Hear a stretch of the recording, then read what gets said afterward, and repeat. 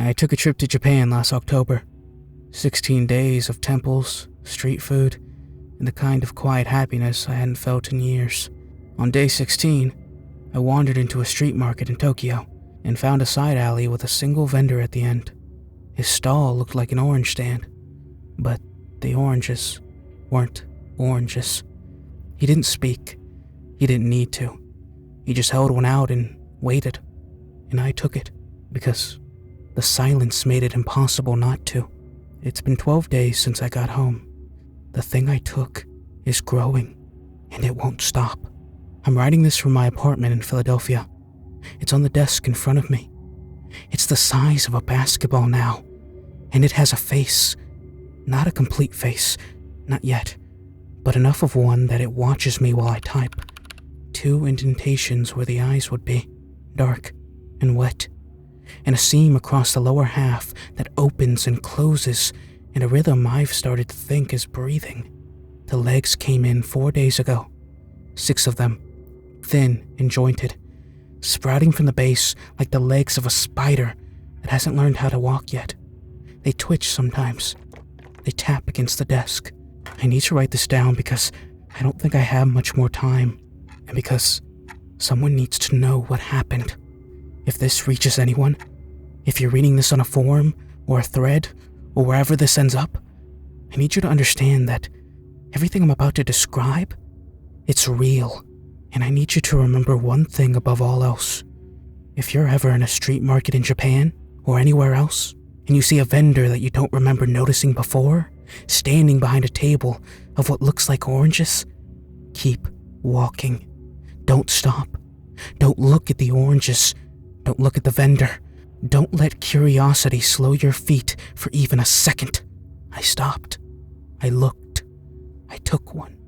And now, it's becoming something. I went to Japan in October. It was a trip I'd been planning for 2 years. One of those things you put on a list when you're 23 and finally get around to when you're 28 and realize that you spent 5 years doing nothing but just working and sleeping and telling yourself you'll do it next year. I saved up, took 3 weeks off, flew into Osaka and worked my way through Kyoto, Nara, and then Tokyo. I went alone because most of my friends can't afford it, and because, honestly, I wanted to be alone. I wanted to walk through a place where nobody knew me and nothing was familiar, and just feel like I was actually alive for the first time in years. For the first 2 weeks, it was everything I wanted. I walked until my feet ached. I ate things I couldn't pronounce, and they were the best meals of my life. I stood in temples that were older than my country, and felt something I can only describe as scale. The understanding that the world is enormous and ancient, and mostly indifferent to whether you exist in it. It was the happiest I'd been in a long time. I want you to understand that, because it matters. I wasn't in a dark place. I wasn't vulnerable or sad, or looking for meaning in corners where meaning doesn't live. I was happy. I was clear-headed. Whatever happened to me in that market didn't happen because I was weak. It happened because the thing in that alley is stronger than clarity, stronger than instinct, stronger than the voice in your head that tells you to run. The market was in Tokyo, in a neighborhood I'd wandered into on my 16th day. I don't remember the exact one. I'd been walking without a map, following side streets because the main roads were too crowded, and I liked the quiet of the narrow lanes.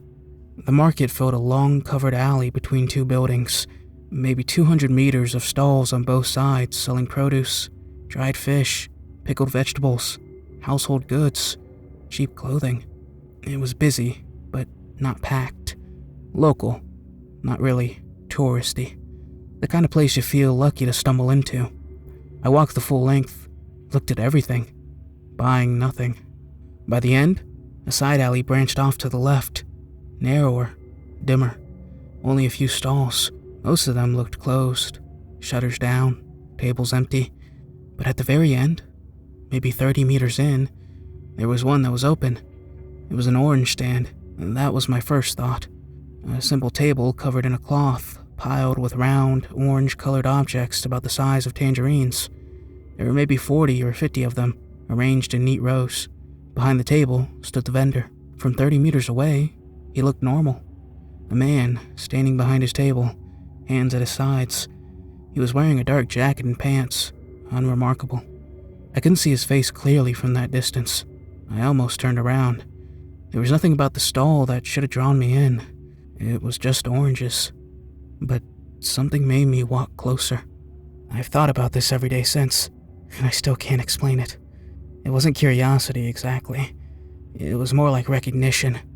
The feeling you get when you see something you've been looking for without knowing you were looking for it. A pull in my chest.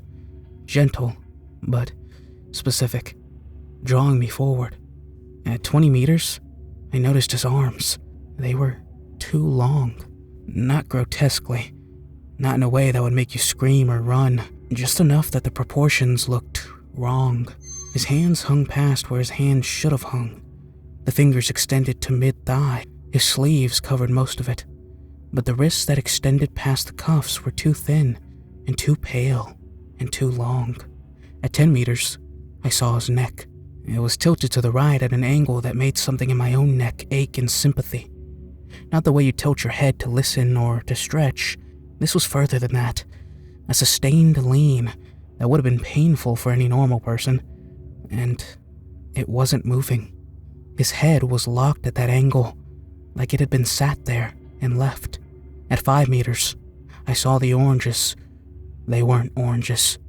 They were round and roughly the size of tangerines, and they had a matte orangish color. But the surface was wrong. It wasn't the waxy skin of citrus fruit. It was smooth and slightly puckered, with a give to it that I could see even without touching, the way skin dimples when it's pressed. They were organic. They looked like flesh. Tight, round bulges of flesh, each one identical, arranged in perfect rows on the table. I should have turned around. Every reasonable part of my brain was screaming at me to turn around. But the pull was stronger now, almost physical, and the vendor was looking at me. Or I think he was looking at me. His face was partially obscured by the angle of his head, but I could see one eye, dark and fixed, and it was watching me with an attention that felt like weight. I stopped at the edge of the table. Up close, I could smell them. Not fruit, not rot, something in between, warm and faintly sweet, like the smell of skin after a fever. That kind of smell that sits in the back of your throat and won't leave. I breathed through my mouth and it didn't help. The sweetness found its way in regardless, coating my tongue with something that I could almost taste. The vendor didn't speak. He didn't gesture. He didn't shift his weight, or adjust his stance, or do any of the small unconscious movements that living people make when they're standing in one place. He was motionless in a way that went beyond stillness into something else. The absolute zero of human movement. The kind of quiet that machines achieve, but bodies don't. He just stood there, tilted and locked, with his 2 long arms at his sides and his one visible eye fixed on me. I looked at the other stalls in the alley, the closed ones, shutters down, tables bare. I wondered how long they'd been closed. I wonder if they'd ever been open, or if the alley had always been like this, empty, except for one vendor at the end, waiting. The thought came and went, and I didn't follow it far enough. Then he did something that I replay in my mind constantly, trying to understand it. He reached down, slowly, with one of those elongated hands, and picked up one of the flesh balls from the table. He held it out toward me, not offering it the way a vendor offers a sample, with a smile and an open hand. He held it between his thumb and 2 fingers, arm extended, and just simply waited. His expression didn't change. His body didn't shift. He was a statue holding out something terrible and patient. I didn't want to take it. I need you to understand that. My hands were in my pockets, and every instinct I had was telling me to keep them there. But the longer I stood in front of that outstretched hand, the more the space between us seemed to compress. The air felt thicker. The sound of the market behind me, footsteps, voices, the clatter of a stall being restocked, grew quieter, as if the alley was sealing itself off. It was just me and the vendor, and the thing in his hand. and the silence was a pressure that built and built until the only way to relieve it was to reach out and take what he was offering. So I did. It was warm. That was the first thing I felt. Body temperature warmth. Like holding a small animal. The surface was exactly what it looked like. Skin. Smooth. Taut. Alive feeling skin stretched over something dense and round. It had no weight to it that made sense. It should have been heavier for its size. Or lighter. But it was neither. It weighed exactly what you'd expect a ball of living flesh to weigh. And that precision was somehow the most disturbing thing about it. I looked up at the vendor. He had already turned away. Not walked away. Turned, like a figure on a music box, rotating to face the wall. His back was to me, his tilted head now angled toward the far end of the alley. And he was completely still. Whatever transaction had just occurred was finished. I put the thing in my pocket and walked back to the main market. My hands were shaking. The noise of the crowd hit me like stepping out of water. Sudden. Overwhelming. Real. I walked for 20 minutes without stopping, putting distance between myself and that alley. And when I finally paused to catch my breath outside a convenience store, I reached into my pocket to look at it again. It was warm. It was round. It was there. It was real. I told myself I'd throw it away. I told myself I'd drop it in the next trash can and forget about it, and just go back to being a tourist in a city full of beautiful things. But I didn't throw it away. I brought it back to my hotel. I sat it on the desk in my room, and I sat on the bed and looked at it for a long time. Under the fluorescent hotel light, it looked worse, more obviously organic, more obviously not fruit. The color was closer to skin tone than orange. The surface had faint lines across it, like stretch marks or the creases in a palm. It sat on the desk with the same natural weight it had in my hand, perfectly round, perfectly still. I measured it with the ruler on the back of my travel guide, just 3 inches in diameter. I went to sleep. When I woke up, I measured it again, 3.5 inches. I stared at the measurement for a long time. Then, I measured the ruler against the desk edge to make sure the ruler was accurate. It was. I measured the flesh ball again, 3.5 inches. It had grown 1/2 inch overnight. I picked it up. Still warm, still the same texture, but heavier now. Not dramatically, just noticeably. Like it had been drinking water in the night and was slightly swollen with it. The surface was tighter, the way skin gets when it stretches. And there was something else, a faint pulse, not a heartbeat, nothing that regular. More like the throb of a bruise, a slow internal pressure that pushed against my palm in long, irregular waves. I held it for maybe 10 seconds before I put it down. My hand felt warm where it had rested, a warmth that lingered longer than it should have, like the ghost of contact. I told myself it was the hotel heating. I told myself I'd measured wrong the night before, that 3 inches and 3.5 inches aren't that different. That travel fatigue and bad lighting could account for the discrepancy. I told myself every reasonable thing I could think of, and none of them held, because I knew what 3 inches looked like, and I knew what I was looking at now, and they weren't the same. I put it in the trash can.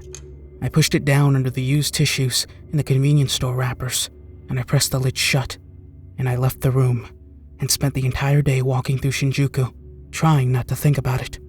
When I came back to the hotel at 11 p.m., it was on the desk, not near the trash can, not on the floor where it might have rolled, on the desk, in the exact spot where I'd organically placed it the night before, sitting on the wood surface with the stillness of something that I'd been waiting. 4 inches.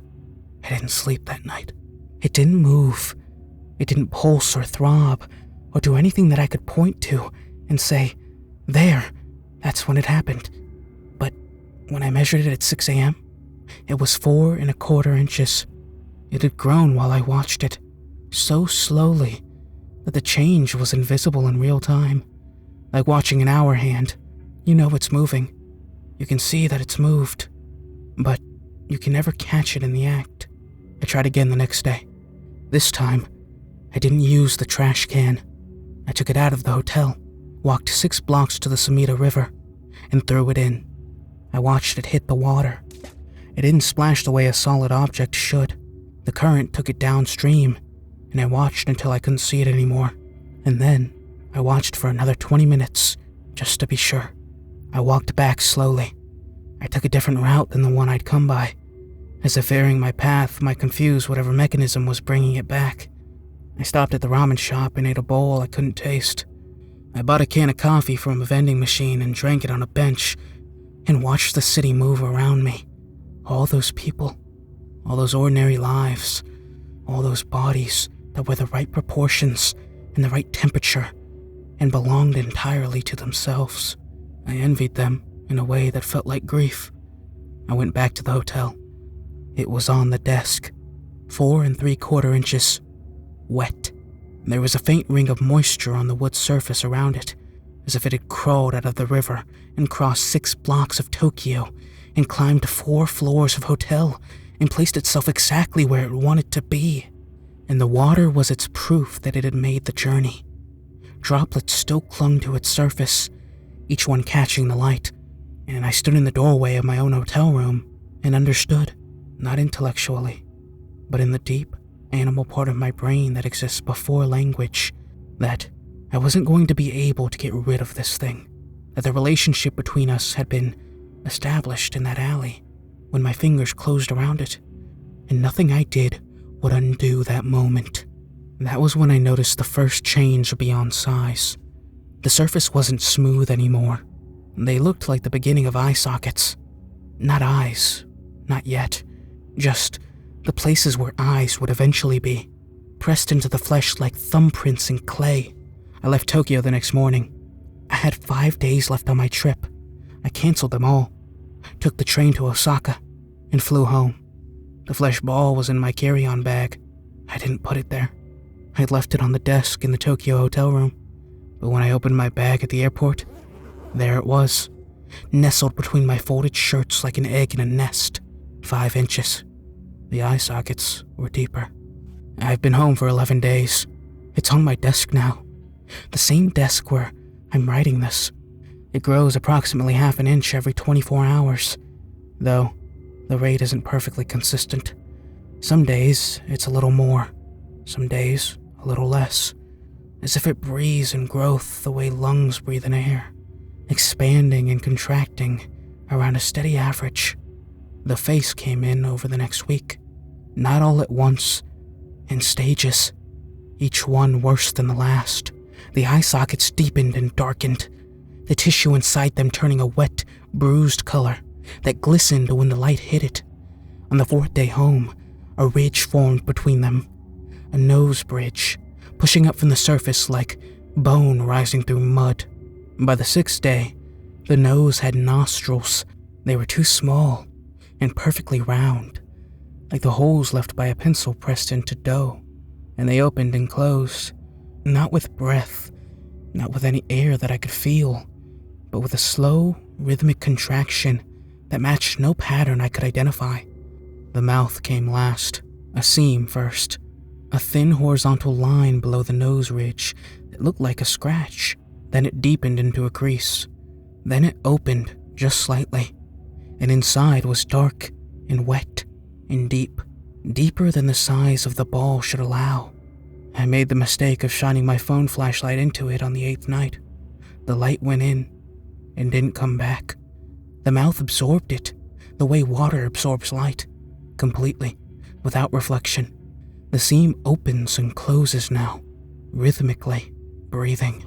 On the 9th day, I woke up, and the legs had come in, 6 of them, protruding from the base, the hemisphere opposite the face.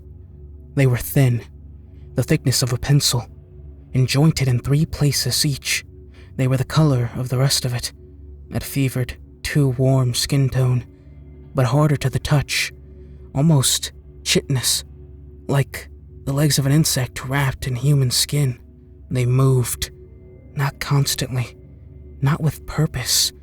They twitched and tapped and flexed, testing the surface of the desk the way a newborn animal tests the ground. That was the morning I tried to destroy it. I put it in the kitchen sink and turned on the garbage disposal. The legs scrambled against the stainless steel, scratching and clicking. A sound like someone drumming their fingernails on a metal table at triple speed. The mouth opened wider than I'd ever seen it.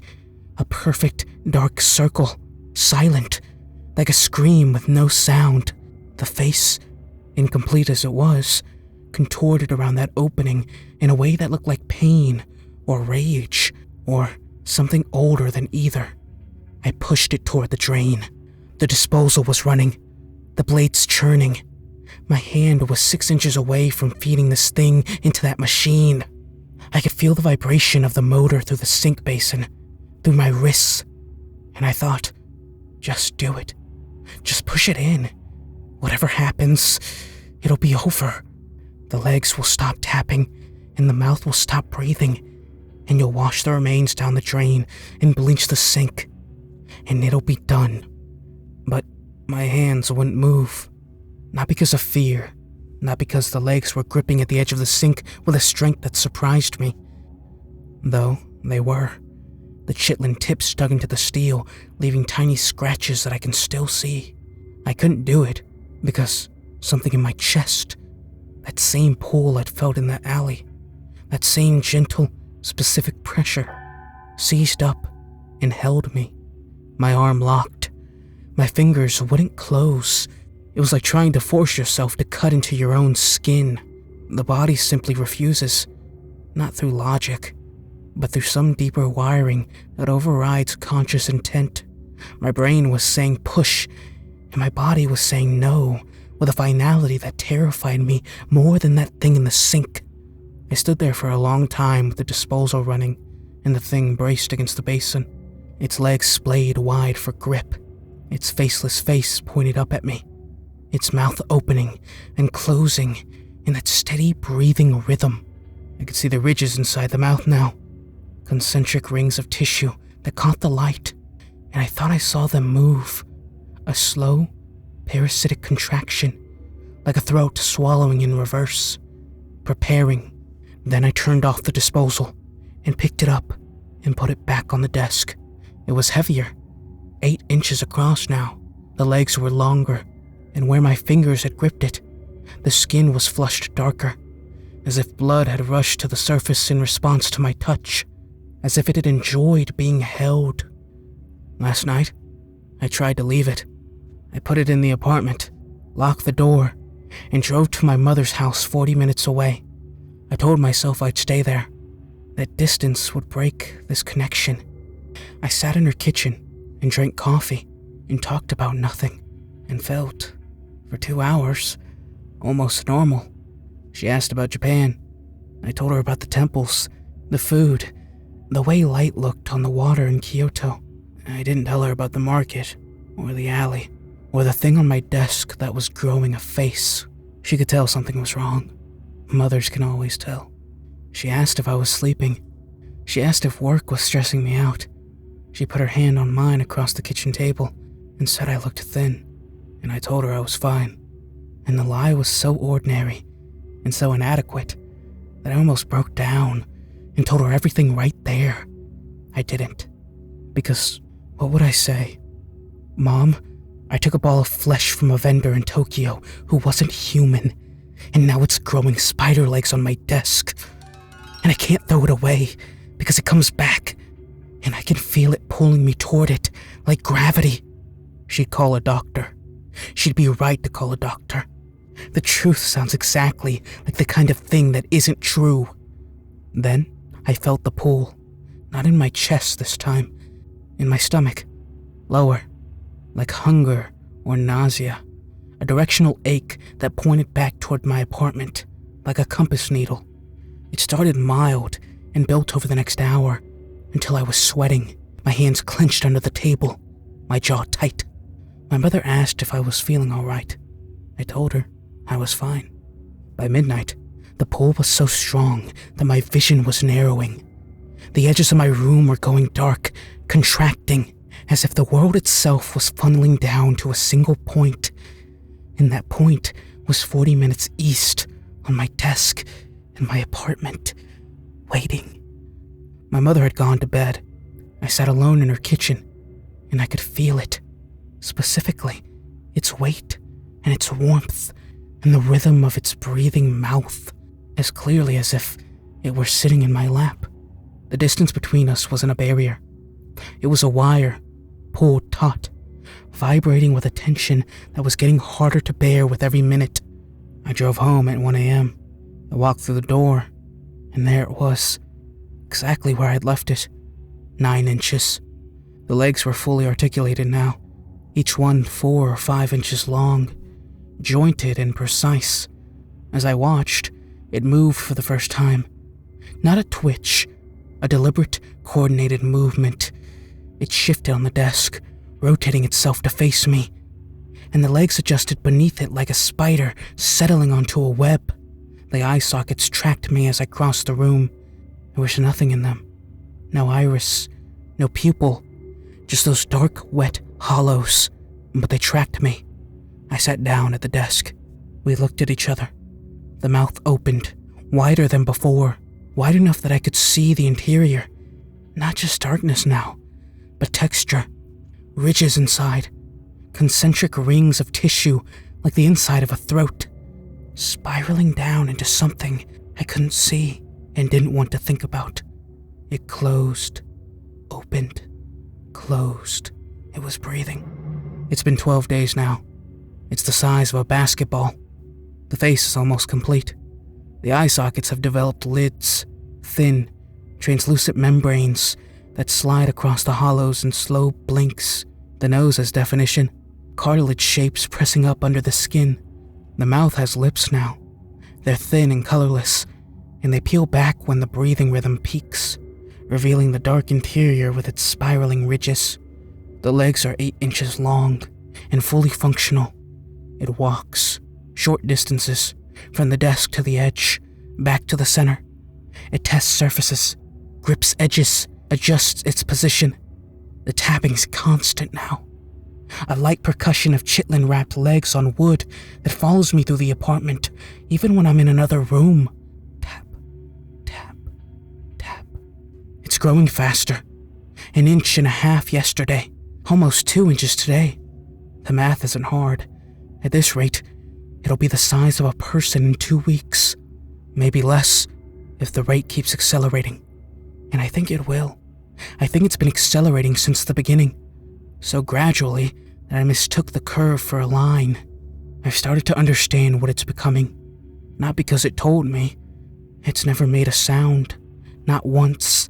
In 12 days of growing and changing and watching me with those wet, empty sockets. I understand because I remember the vendor. The vendor standing behind his table in that narrow alley. The vendor with his 2 long arms and his head tilted at an angle that necks don't bend. The vendor who held out a ball of flesh with inhuman patience and waited for me to take it. The vendor who had behind his table dozens more, arranged in neat rows, waiting for the next person to stop and look and feel that pull in their chest and reach out and take one. The flesh balls aren't offspring. They're not seeds or eggs or parasites. They're replacements. The vendor wasn't selling anything. He was distributing himself. Each ball is the beginning of a new one, a new figure, grown from the same flesh, building itself piece by piece in the home of whoever was foolish enough to take it. The face, the legs, the body that will follow. It's constructing itself in my apartment, using time and warmth and proximity as fuel.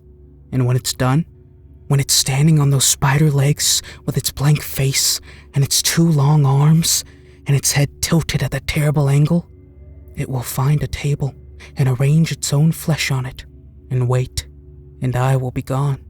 Not dead, maybe. The vendor didn't look dead, but not alive in any way that matters. Just a tilted, silent thing in an alley, holding out pieces of itself to strangers. I wonder how many alleys there are now. How many markets around the world have a vendor that wasn't there yesterday, standing behind a table of flesh disguised as fruit, waiting for someone to feel that pull and stop and reach out. I wonder how many people are sitting in apartments like mine right now, watching something grow on their desk, feeling their arms stretch and their necks stiffen and their bodies slowly becoming foreign territory. I wonder if any of them found a way out.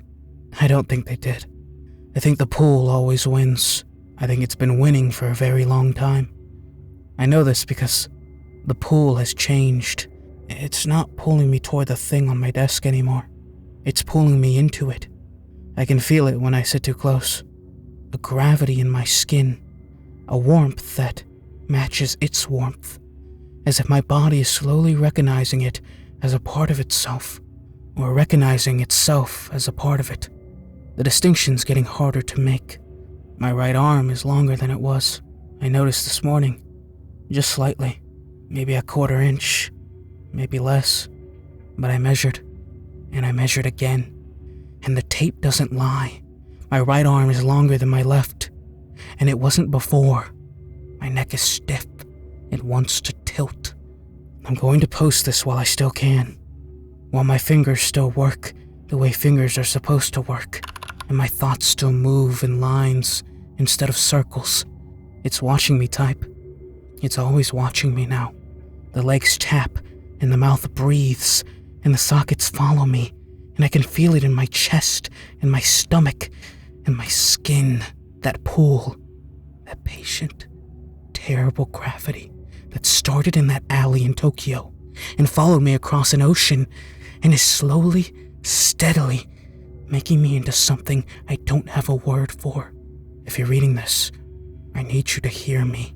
If you find yourself in a market, any market, anywhere, and you see a stall you don't remember seeing before, with a vendor who stands too still and holds his head at an angle that makes your neck ache, and on his table there's things that look like oranges, but aren't, walk away. Don't stop. Don't look. Don't let the silence pull you in, because he won't speak. He won't call out to you, or wave you over, or do anything that a normal vendor would. He'll just hold one out, arm extended, patient and still, and wait, and you'll still want to take it. You'll feel it in your chest, that pull, that recognition, like finding something you didn't know you'd lost. Every part of you will want to reach out and close your fingers around it and feel how warm it is. Don't. I can hear the legs moving behind me as I write this. Louder now. Closer. The desk is creaking under its weight. It's heavier than a basketball should be. Heavier than anything that size should be. As if it's denser than it looks. As if it's packing more of itself into the space it occupies. My neck is tilting. I keep straightening it. It tilts again. My arms ache. They ache the way muscles ache when they're stretching. When they're being pulled longer than they're supposed to go. The mouth is open, wider than I've ever seen it. I can see ridges inside, spiraling down. And for the first time, I think I can see the bottom. Something dark and wet and moving. Something that looks like it's reaching up. I think it's hungry. I think it's been hungry since the beginning. And the growing, and the face, and the legs were just the preparation. The building of a mouth big enough to use. I think I know what happens next. I'm going to post this, and I'm going to leave my apartment, and I'm going to try one last time to drive away. But the pull's so strong now that my hands are shaking, and my vision is tunneling, and the only point of light left in the world is the thing on my desk, with its breathing mouth, and its watching face, and its legs that tap. If this is the last thing I write, let it be a warning. If it's not, if I make it, if I drive far enough, if this pull breaks, I'll update. But I won't. I know I won't update. My neck's tilting, and it feels right. It feels like the angle it was always supposed to be at. That's the worst part. Not the fear. The recognition. The feeling that this isn't something being done to me. It's something I'm becoming. The mouth is opening.